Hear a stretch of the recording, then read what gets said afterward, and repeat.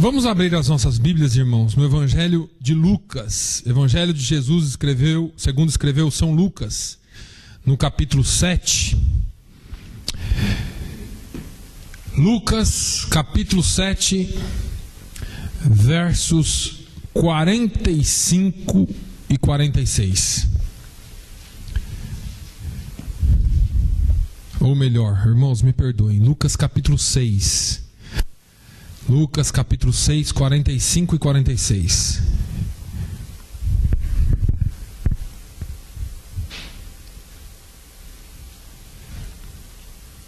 A palavra de Deus diz: o homem bom, do bom tesouro do seu coração, tira o bem, e o homem mau, do mau tesouro do seu coração, tira o mal. Porque da abundância do seu coração fala a boca. E por que me chamais Senhor, Senhor, se não fazeis o que eu digo? Só até aí. Feche seus olhos por um instante. Pai, eu te peço a Deus que o Senhor fale ao coração da tua igreja. Muito mais do que eu, ó Deus. Que o teu Santo Espírito venha trabalhar nos corações, trabalhar de forma com que a tua palavra seja clara. Que a palavra seja sua, Senhor, e não minha. E que o teu nome seja glorificado. No nome de Jesus é que eu te peço. Amém. Essa manhã o pastor falou sobre autoridade, sobre Romanos 13, sobre quem nós devemos autoridade. Falou sobre quando Jesus diz que nós temos que dar a César o que é de César e a Deus o que é de Deus. Eu fiquei observando essa palavra porque hoje nós estamos vivendo em tempos difíceis. Eu tenho pregado aqui todo domingo isso. Eu tenho pregado que estamos vivendo nos tempos em que parece que o mundo está de cabeça para baixo. E quando nós falamos de conhecimento, quando nós falamos de autoridade, quando nós falamos de pessoas boas e pessoas más, o que as pessoas têm para dar, e o secularismo que tem atingido a sociedade, não só a sociedade, mas a igreja também, o marxismo que tem tomado conta de alguns e é sempre voltado para os bens materiais e não os bens espirituais. E quando eu vejo essa palavra de Jesus, o próprio Jesus falando que o homem bom, do bom tesouro do seu coração, tira o bem, mas o homem mau, do seu mau tesouro do seu coração, tira o mal, porque a boca só expressa aquilo que o coração está cheio. E quando nós vemos tudo isso acontecendo, todas as coisas que estamos vivendo, nós sabemos muito bem do que é que o coração das pessoas estão cheios. Os corações das pessoas têm sido cheios de coisas ruins, de coisas que não estão alinhadas com a palavra de Deus, de coisas que têm fugido ao controle das famílias, dos pais, das autoridades e de tudo que nós possamos qualificar como autoridade. E a pergunta do versículo 46 é: e por que me chamais Senhor, Senhor, e não fazeis o que eu digo? Isso é muito amplo, irmãos. Eu quero, em alguns minutos, talvez mais rápido do que até eu espere, tentar traduzir alguma coisa daquilo que Deus colocou no meu coração. Porque quando eu vejo Jesus fazendo essa pergunta, me surge uma outra questão na mente. Jesus diz: e por que me chamais Senhor, Senhor, e não fazeis o que eu digo? E a pergunta que eu faço para você: quem é que tem ditado as ordens na tua vida? O que é que está ditando ou regendo a sua vida? Quando eu vejo Paulo em Romanos 12 falando: olha, não vos conformeis com este mundo, mas transformai-vos pela renovação do vosso entendimento, para que possais saber qual seja a boa, perfeita e agradável vontade de Deus. Eu fico me imaginando que mundo é esse que Paulo estava falando? Que sistema é esse que Paulo estava se referindo? Porque talvez o que esteja acontecendo agora em Hong Kong, ou o que esteja acontecendo agora no Rio de Janeiro, ou o que esteja acontecendo agora em Tóquio, não tem nada a ver com a sua vida. Então eu acredito que não seja exatamente esse mundo que Paulo esteja falando, mas Paulo está falando do seu mundo, aquilo que envolve a sua vida e aquilo que rege a sua vida. E mais uma vez a pergunta de Jesus ecoa na minha cabeça: se vocês me chamam de Senhor, se vocês dizem que eu sou Senhor, por que vocês não me obedecem? Parece até que é uma palavra de exortação, às vezes um pouco dura, mas isso que o Senhor colocou no meu coração: quem está no controle da sua vida? Eu quero te pedir para voltar na Bíblia um pouco no tempo. Vamos voltar lá para Salmos. Salmo, no capítulo, ou melhor, Salmo 100, porque Salmo não tem capítulo, Salmos são hinos. Salmo de número 100. É um salmo que eu tenho citado aqui algumas vezes. E muitas vezes nós temos vivido uma vida difícil por culpa nossa mesmo. O Salmo 100, para aqueles que acharam, diz: celebrai com júbilo ao Senhor todos os moradores da terra, servi ao Senhor com alegria e apresentai-vos a Ele com canto. Sabei que o Senhor é Deus, foi Ele, não nós, que nos fez povo seu e ovelhas do seu pasto. Entrai pelas portas dele com louvor, e em seus átrios com hinos, louvai-o e bendizei o seu nome. Porque o Senhor é bom, eterna a sua misericórdia, e a sua verdade estende-se de geração em geração. Quando o salmista escreveu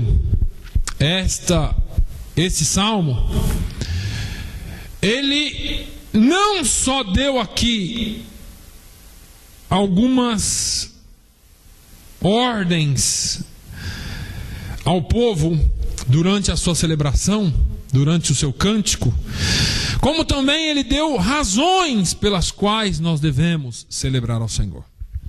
Ele começa o salmo dizendo: celebrai com júbilo ao Senhor.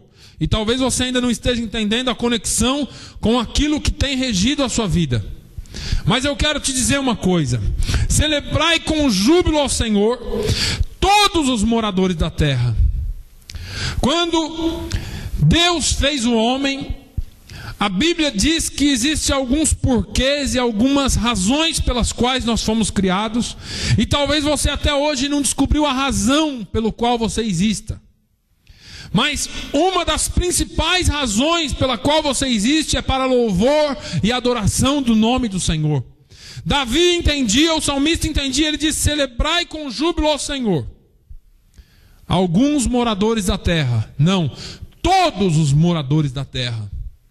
Irmãos, o fato de nós estarmos aqui já é motivo de celebrar. O fato de você ter levantado hoje pela manhã é motivo de você celebrar. O fato de você ter saúde, o fato de você ter a oportunidade de estar na presença dele é motivo para você levantar as mãos e celebrar com júbilo ao Senhor. Vivemos uma geração de reclamações, de murmuradores. Pessoas que reclamam, o termo usado no Brasil é reclamam de barriga cheia. Tudo é motivo de reclamação, tudo é motivo de não estar certo, tudo é motivo de reclamar e de dizer que não poderia ser assim. Mas a palavra de Deus está dizendo: celebrai com júbilo ao Senhor. Se você ainda não encontrou um motivo para bem dizer, se você ainda não encontrou um motivo para celebrar, nesta manhã eu te digo: Ele é o motivo da nossa celebração. O motivo de nós termos a nossa vida, o motivo de nós termos o nosso, a condição de cada um de nós nos aproximarmos dele é motivo de celebração. Aqui, o salmista ainda não conhecia Jesus. Eu acredito que ele já tinha tido algumas visões, porque o salmista Davi é um dos profetas messiânicos. Eu acredito que ele já tinha tido algumas visões de como seria. E ele começa a celebrar com júbilo ao Senhor, todos os moradores da terra. Servi ao Senhor com alegria. E a pergunta me volta na cabeça: quem é o Senhor da sua vida? O capitalismo se tornou o Senhor da sua vida. O dinheiro se tornou o Senhor da sua vida. Os bens materiais se tornou o Senhor da sua vida. E você pode dizer: sem dinheiro eu não vivo. Você não vive sem Deus. Sem dinheiro você vive. Sem Deus é impossível o homem viver. Sem dinheiro você pode pegar qualquer mendigo, há 30 anos ele está vivendo. Eu não estou dizendo que você tem que ser mendigo. Eu só estou dizendo que existe um valor para cada coisa, e nós estamos colocando algumas coisas antes de Deus. E se você quer ter motivos de sobra para celebrar a Deus, comece a entender que você é servo e Ele é Deus. Servi ao Senhor com alegria e apresentai-vos a Ele com canto. Nós sabemos que nem tudo na nossa vida acontece como a gente quer. E nem todos os momentos da nossa vida são bons como a gente espera. Mas o salmista está dizendo que quando você entrar na presença dele, quando você for falar com ele, comece cantando primeiro. Comece adorando primeiro. Comece glorificando primeiro. Porque muitas vezes a gente só lembra que existe um Deus nos momentos de dificuldade. E eu peguei uma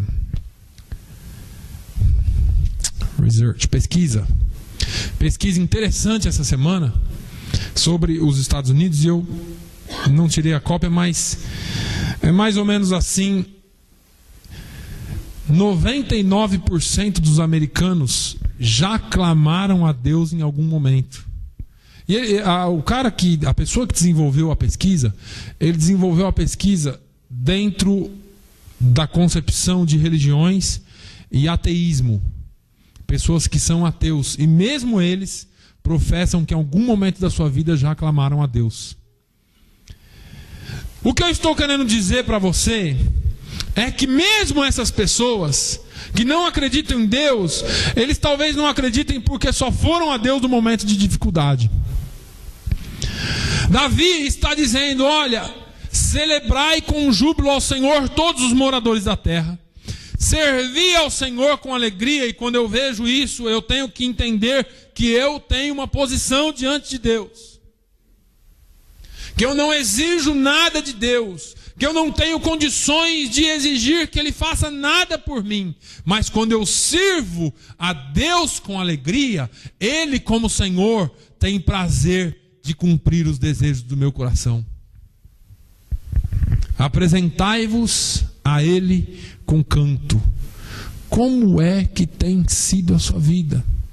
Jesus disse: o homem bom tira coisas boas do bom tesouro que ele tem no coração. O homem mau, portanto, no entanto, tira do seu mau tesouro, tira coisas más do seu mau tesouro que tem no seu coração. E daquilo que o coração abunda, a boca fala. Tem pessoas que não têm condições de chegar diante de Deus e se apresentar diante dele com canto, porque tudo que sai da sua boca é maldição, tudo que sai da sua boca é reclamação, é maledicência. Mas Deus está te chamando para se apresentar diante dele com canto. Você pode dizer: eu não tenho razão nenhuma para cantar. Eu vou te dizer: comece a cantar, que Deus te dará muitas razões para continuar cantando. Quando nós louvamos a Ele, mesmo em meio às turbulências, mesmo em meio às dificuldades, o Senhor nos dá motivos para continuar cantando. Temos passado momentos difíceis, mas eu quero te aconselhar: servir ao Senhor com alegria e apresentai-vos a Ele com canto. Vir para a igreja deveria ser a coisa mais importante da sua vida. Servir ao Senhor deveria ser a coisa mais alegre e feliz da sua vida. No entanto, alguns falam de novo, ter que ir lá de novo, ter que fazer isso de novo, ter que cantar de novo, ter que ouvir aquele cara chato falar de novo. E por isso muitos não vêm. Deixa eu te dizer uma coisa. O grande problema nosso é que a gente vem na igreja se for legal, se for gostoso. Os conceitos estão mudados. Porque o conceito de vir adorar a Deus e servir a Ele com alegria é um conceito de apresentar um culto a Deus e não de receber nada de Deus. As pessoas, elas só vêm na igreja se elas forem receber. Eu não gostei da palavra hoje, eu não gostei do louvor hoje. O problema é seu, você que não adorou certo, você que não veio entregar um culto de adoração eficaz a Deus. Porque o dia que você vir aqui, abrir o seu coração e adorar a Ele e servir a Ele com alegria, não importa o quão desafinado foi, você sai daqui cheio, porque Ele se encarrega de te encher. Nós estamos sempre esperando alguma coisa de Deus, sempre esperando tirar alguma coisa de Deus, e Deus está sempre esperando ouvir o louvor e a adoração que sai dos seus lábios e do seu coração. Agora vem o porquê. Um dos porquês, o primeiro porquê. Por que que eu tenho que servir a Deus com alegria? Por que que eu tenho que servir ao Senhor com alegria? Eu vou te falar, a primeira coisa, você precisa saber que Ele é Deus. Ele é Deus. E ponto final. Existem outros pseudo-deuses por aí, e o salmista também fala deles. O salmista fala que os deuses deles têm olhos, mas não veem. Os deuses deles têm ouvido, mas não ouvem. Os deuses deles têm mãos, mas não apalpam, têm pés, mas não andam. O salmista estava falando daquelas pessoas que servem a ídolos feitos de madeira, de barro, e não importa qual seja a religião. Eu não estou pregando religião aqui, eu estou dizendo para você que existe um único Deus digno de ser louvado e adorado. Pedro foi bom, João foi bom, Paulo foi bom, mas todos eles pecaram, e segundo o próprio apóstolo Paulo, todos pecaram e destituídos estão da glória de Deus. Só existe um caminho, e todos eles tiveram que entrar pelo caminho. Só existe um santo caminho, é o vivo e santo caminho. E esse vivo e santo caminho se apresentou para nós um dia. E ele disse: eu sou o caminho, eu sou a verdade e eu sou a vida. Ninguém vem ao Pai a não ser por mim. Ele é Deus, e o nosso Deus está em controle, ou no controle de todas as coisas. Você pode estar dizendo: mas eu queria que o Romney tivesse ganhado. Não, eu queria que o Obama tivesse ganhado. E o rapaz no rádio falou esses dias que 50% está rindo e 50% chorando. E não tem problema quem ganhou. O nosso Deus continua sendo Deus sobre todas as coisas. O nosso Deus é Deus sobre todas as coisas. E pode haver governo, pode haver potestades, pode haver governos e presidências, e seja lá o que for, o nosso Deus continua sendo Deus todo-poderoso e sobre todas as coisas. Aconteça o que acontecer, irmãos, Ele é Deus. Vocês lembram de Elias? Elias lá no Monte Carmelo, e ele vai enfrentar 850 profetas. 450 de Baal e 400 de Azera. E esses 850 profetas contra um profeta, e o profeta Elias propôs então um desafio. E disse: olha, nós vamos sacrificar, vocês começam de manhã até o meio-dia. E vocês fazem o seu sacrifício ao seu Deus, e o Deus que responder com fogo é Deus sobre todas as coisas, é Deus. Tá bom, é razoável o seu desafio. E os profetas de Baal e de Azera construíram ali o seu altar, e mataram ali o seu bezerro, e começaram então a tentar chamar e clamar pelo seu Deus.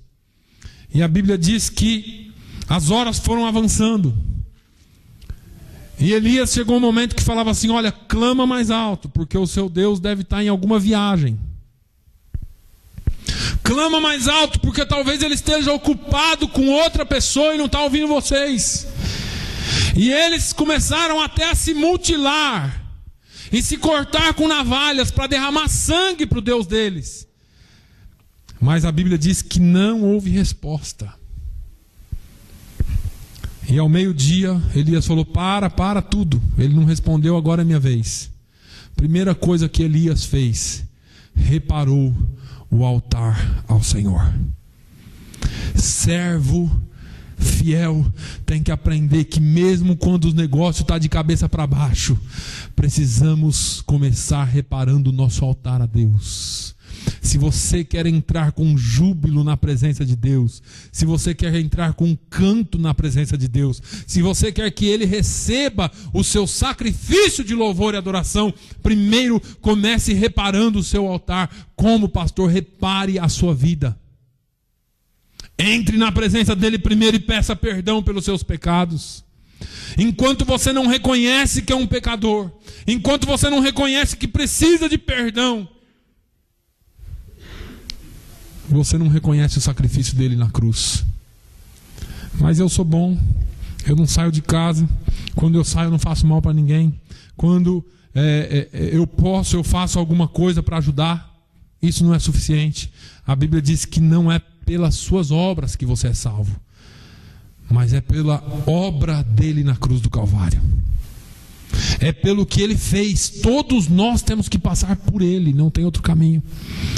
Elias repara o altar, corta o seu bezerro, coloca em cima do altar, e aí ele manda cavar um sulco em volta do altar, um rego, e ele fala: traz água e despeja em cima do bezerro.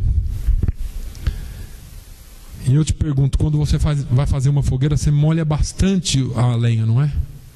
Molha com bastante água a lenha. Só se for com gasolina, né? Para pegar fogo logo. Mas ele mandou molhar com água. E ele falou: não é o suficiente, traz mais água. Colocaram mais água. Não é o suficiente, traz mais água. E aquela água começou a escorrer no altar e encher aquele rego de água. E Elias não clamou 1 hora, não clamou 2 horas, não clamou 10 horas. Ele só fez uma oração a Deus. Mas o Deus que é Deus, Ele responde. A Bíblia diz que ele não só queimou o altar, não só queimou o sacrifício, mas lambeu toda a água que estava em volta do altar. Sabei que o Senhor é Deus. Irmãos, enquanto você não tem na sua mente, no seu coração, a certeza do Deus que você serve, a certeza de que Ele é Senhor sobre todas as coisas, você sempre vai estar enroscado em alguma coisa da vida. Algumas coisas vêm na última hora e você fala: eu não aguento mais. Mas você precisa aprender a confiar em Deus, porque Ele é Deus. Ele é Deus. Deus é. E ponto final. Vamos adiante. Foi Ele E não nós, que nos fez povo seu e ovelhas do seu pasto. Mais uma vez eu digo, não é pelo que você faz. Não é pelo que você faz. É pelo que ele fez. Ah, pastor, eu vou à igreja todo domingo, toda quarta, toda quinta, toda sexta. Eu dou dízimo, eu dou oferta, eu leio a Bíblia, eu oro. Amém. Isso tem que ser consequência daquilo que ele já fez na sua vida. Não é por isso que você é salvo. Você faz isso, talvez porque você seja salvo. Mas não é fazendo isso que você vai ser salvo. Porque a salvação é através de Jesus. Foi Ele e não nós que fez povo seu. A Bíblia diz que Ele nos escolheu. A Bíblia diz que Ele nos amou primeiro, ainda em nossas concupiscências e deleites humanos. Ele nos amou primeiro.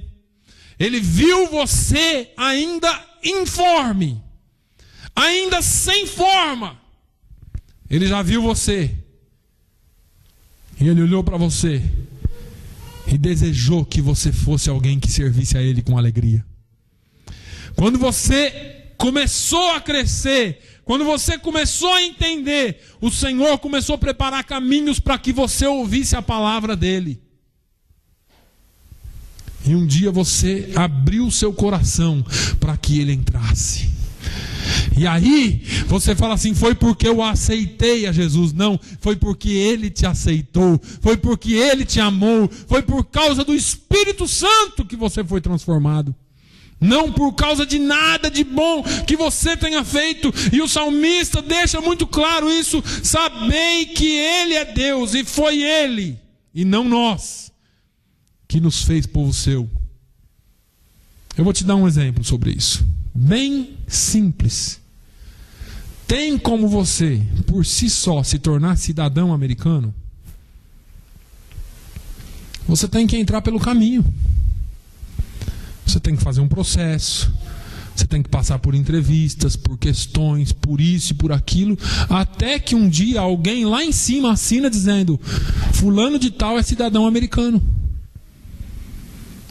E assim é para você se tornar povo de Deus.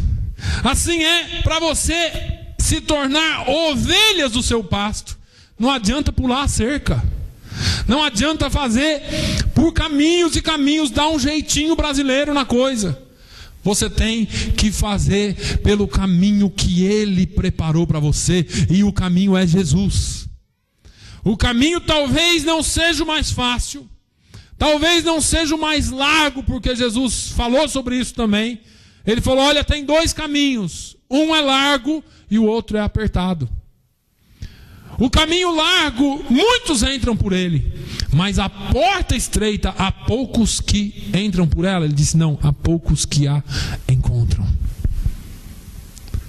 Porque andar pelo caminho largo e entrar pela porta larga é você que decide.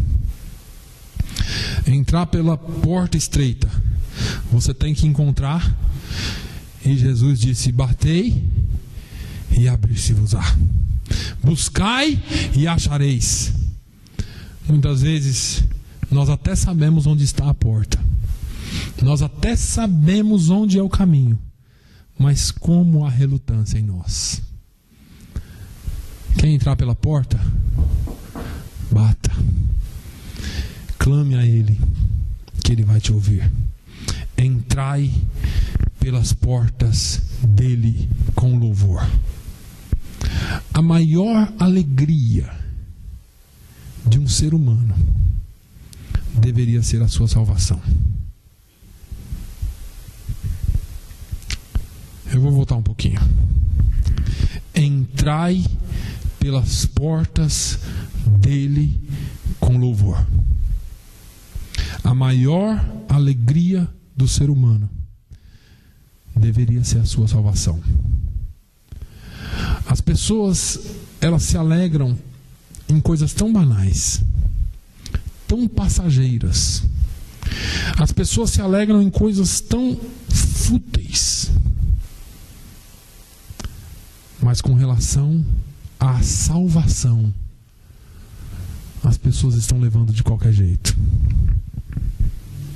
Alguns dizem, eu vou esperar até a hora da morte, porque assim eu peço perdão, e a Bíblia diz que Ele perdoa mesmo, então... Só que você não sabe nem o dia nem a hora da sua morte. E Deus, acima de todas as coisas, conhece o seu coração. Não brinque com a sua salvação.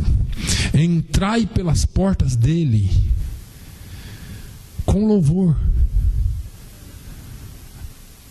Em outras palavras, se alegre porque você é salvo. Se alegre porque um dia você encontrou essa porta, bateu, Ele abriu e te recebeu como filho seu, como ovelha do seu pasto. Se alegre porque um dia Ele te recebeu como ovelha e agora Ele é o bom pastor, como Ele mesmo diz. Muitos de nós já não nos alegramos mais na salvação, e um dia Davi mesmo disse isso.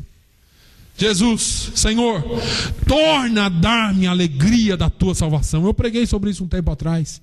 Tem muita gente que é salvo, mas não desfruta da alegria da salvação, porque a sua alegria talvez não dependa mais da sua salvação, digamos assim. Às vezes tem gente que depende de outros para serem felizes. Eu quero te dizer uma coisa: não dependa de ninguém para ser feliz, dependa de Deus para ser feliz. Porque as pessoas nos decepcionam, as pessoas nos machucam, as pessoas nos pisam, mas Deus está sempre de braços abertos, e Ele está te dizendo: entrai pelas portas com louvor. Eu sou salvo, aleluia, eu sou salvo, glória a Deus, eu vivo feliz porque eu sou salvo. E entrar em seus átrios com hinos, louvai-o e bendizei o seu nome. Aqui, irmãos, o salmista está te dando aqui uma receita de como ser feliz. Em vez de ficar de cara feia, carrancudo o dia inteiro, cante louvores, cante hinos, entra na presença de Deus. Vem na igreja, pastor? Não, lá lavando roupa, cante. Está cozinhando, cante. Eleva a sua alma até o átrio, até os átrios do Senhor. Eleve a sua alma até a presença dEle, com hinos. Bendizei o seu nome com louvores. Porque o Senhor é bom. Porque o Senhor é bom. Por isso que eu tenho que louvar a Ele. Porque o Senhor é bom, eu tenho que louvar a Ele. Não existe... A Bíblia diz que Deus olhou para a terra e não encontrou um justo sequer. Aí veio Jesus, e porque Ele é bom, Ele nos justificou pela graça. A justificação é muito mais do que salvação, irmãos. Eu vou exemplificar de um jeito fácil para você. Você deve $1 milhão. E não sabe o que fazer para pagar, senão você vai para a cadeia. E vem alguém e deposita um cheque na sua conta de $1 milhão e paga aquela dívida. Você diz para mim: esse é Jesus? Não, Ele fez mais. Ele depositou um cheque eterno na sua conta. Aquela dívida que era sua, a Bíblia diz que quando Ele morreu, Pedro descrevendo, ele fala: olha, Ele pegou aquela cédula, aquela conta, aquele bill que era seu, Ele pregou, Ele cravou na cruz e disse: está pago, está pago. Ele pagou com alto preço. Ele pagou não com coisas corruptíveis, mas Ele derramou o seu próprio sangue na cruz do Calvário. Ele é bom, e é porque Ele é bom que Ele te justifica todos os dias. É porque Ele é bom que os seus pecados são mais do que justificados todos os dias. Deus não viu um justo sequer. E você diz para mim assim: eu ainda não sou justo porque eu tenho tanto erro. Mas quando Deus olha para você, Ele olha através de Jesus, porque Ele encontra em você uma marca que te justifica, um selo que foi posto em você quando você entregou a sua vida para Jesus. Agora, o Senhor é bom e eterna a sua misericórdia. Não tem coisa melhor do que viver baseado na misericórdia de Deus. Todos nós falhamos. Todos nós cometemos erros. E se nós fôssemos ouvir o que o diabo tem para dizer para nós, Ele tem uma lista inimaginável de erros que você e eu cometemos.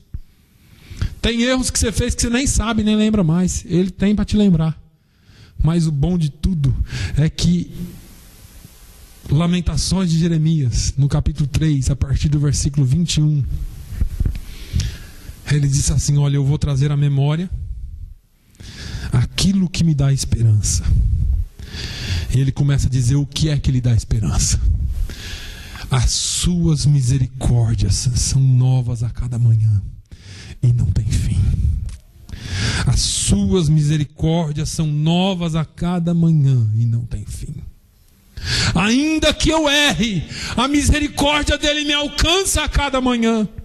E é por isso que ele diz: olha, o choro pode durar uma noite, mas a alegria vem pelo amanhecer. Sabe por que vem a alegria? Porque junto com a misericórdia de Deus vem a vontade de cantar, vem a vontade de falar coisas boas, vem a vontade de viver a vida. Porque a misericórdia dele é nova a cada manhã, ela é eterna, ela não tem fim. E a sua verdade é de geração em geração. A sua verdade, a verdade dele é de geração em geração. A palavra de Deus diz que passarão os céus e a terra, mas as suas palavras não hão de passar. A verdade dele é eterna. Ele é a própria verdade. Hoje nós podemos classificar verdades como verdades relativas e absolutas e outras verdades que eles inventam por aí. Jesus não tem isso. Ele é a verdade absoluta de todas as coisas. A palavra dele é a verdade absoluta sobre todas as coisas. Ele governa porque ele é verdade de geração em geração. Você pode dizer: isso aqui é um livro velho, escrito não sei quando e não sei por quem, mas é a palavra de Deus. E você pode dizer: eu não acredito. Você pode não acreditar, mas ela é. Eu não acredito que o sol está lá, mas ele está. Não importa se você acredita ou não, ele está. E assim como tudo que existe está, mas vai passar, ele disse: olha, a minha palavra é e dura para sempre. É a verdade e dura para sempre. A pergunta que eu fiz no início para você: quem é o Senhor da sua vida? Talvez o dinheiro não possa te dar isso aqui que ele dá. Talvez a segurança da sua autoconfiança não possa te dar isso que Jesus pode te dar. Às vezes a nossa força não pode dar isso que Jesus pode nos dar. Só Ele pode nos dar isso. Só Ele pode nos dar isso. Cada um de nós temos mais do que motivos para entrar na presença dEle e adorá-lo, porque Ele é Senhor, porque foi Ele quem te escolheu, porque Ele é bom, eterna é a sua misericórdia e a sua verdade é de geração em geração. Feche os seus olhos. Pai,